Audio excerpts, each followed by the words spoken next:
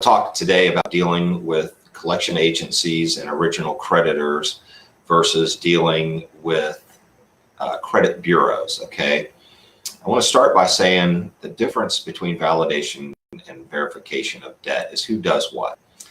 So credit bureaus verify derogatory account credit report. So when you're looking for debt verification, you're going to send letters to your dispute letters to the credit bureaus are going to ask for verification and all the details in that account. When you dispute directly with collection agencies or creditors, you're asking for validation of the debt. You do this via the means of a letter that we call the 623 letter. And it's called the 623 letter because it comes from section 223 of the Fair Debt Collection and Practice Act, which covers what creditors and collections can do to try to get their money back. So let's cover statute of limitations. So with statute of limitations in a state is how long a creditor or collection agency has to sue you over the debt. In the state of Florida, it's 5 years. In other states, it's different. If you're in a different state, I would recommend that you look it up and see what it is. But in the state of Florida, it's 5 years. So, and that 5 years starts from the date of the first delinquency. Now, does not confuse the 5 years with how long an account can stay on your credit report. An account can stay on your credit report for 7.5 years. It's basically the date of the first delinquency. 180 days after that is when the 7-year clock starts ticking.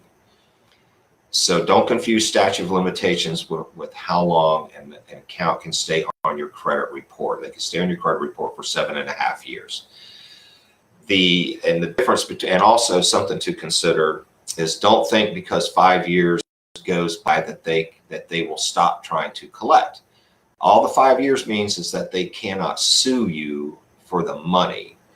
So if you default on a credit card for $1,000, they have the right to come and sue you in the court of law to try to get $1,000 back.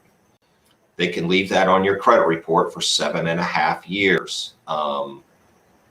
They can leave it on there 7.5 years, and in which case it'll drop off. But then they have the right to try to collect from you basically forever. Just because the statute of limitations is gone, that does not mean that they will stop trying to get some money out of you. So like 8 years could go by, statute of limitations went away at 5. This account dropped off your credit report after 7.5 years. So it basically has no effect on you whatsoever anymore. It's there, but it's gone. They can't sue you and it's not on your credit report. So it doesn't hurt you any longer. However, believe me, they will still come after you and try to get you to pay that debt. Debt collectors are very slick. They are good at getting you on the phone and making veiled threats. And you know, if you owe them $1,000, they'll come on and say, look, if you'll just give me $350 right now over the phone, get out your credit card, we're going to settle this debt. You don't need to do that because it's not on your credit report and they can't sue you. So don't give them a penny. Okay. If any of you are thinking about paying any collections whatsoever, please call me and talk to me about that before you do so, because you know I have another chapter that's all about you should never pay unit. So let's talk about, okay, so verification. Credit bureaus verify, collection agencies and creditors validate. Validation mean. So if you get a letter from a credit or collection agency saying that's this debt, and if you don't pay it, we're going to sue you, and we'll accept a reduced amount, which people get those letters all the time. And typically it says in those letters that, you know, if we don't hear from you in 30 days, we're going to assume that this debt is valid. Boom, there's that word valid, validation. So what I will tell you, those letters, answer the letter within the 30 days. Denying, just deny, okay? Just deny. But even if it's been 5 years, okay, if you've got the letter and it's been 3 months and you find it laying on your desk, that's not a reason not to respond with a 623 letter, okay? So the 623 letter is asking them to validate the debt, whether it's the original creditor or a collection agency. Let me explain the difference between the two. And the creditor is like if you have a credit card and if you have a credit card, you stop paying on it, they close the account, and they are the original creditor. They sell the debt to a collection agency. Another example is if you have a car that is repossessed. Let's just say it's SunTrust Bank. You stop paying on your car, SunTrust repossesses your car. They sell the car at auction. The difference from what you owed and what they did is the amount that you still owe them. They sell that debt to a collection agency. That's what they do. The original creditor, SunTrust, the collection agency is to.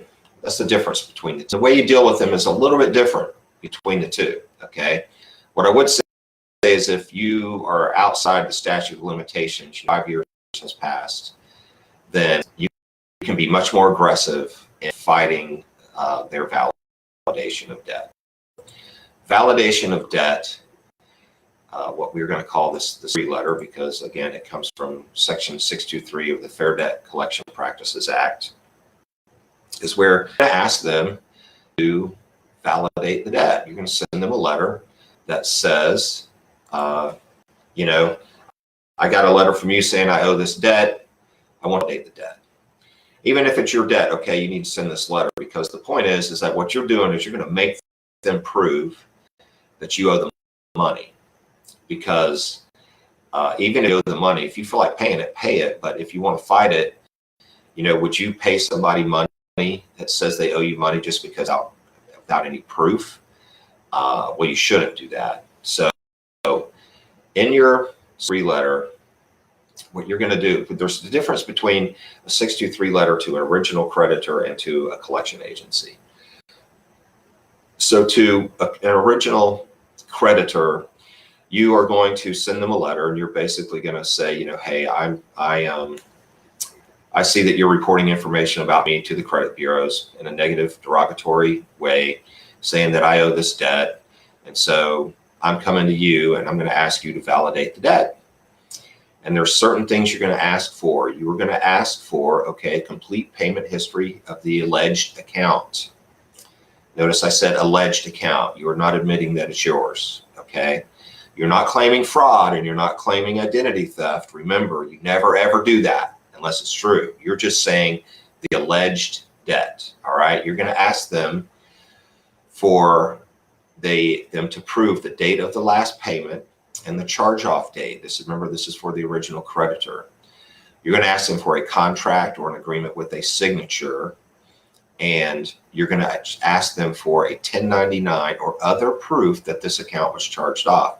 A 1099 is basically if an account gets charged off, typically a creditor, you have to claim that as income on income taxes.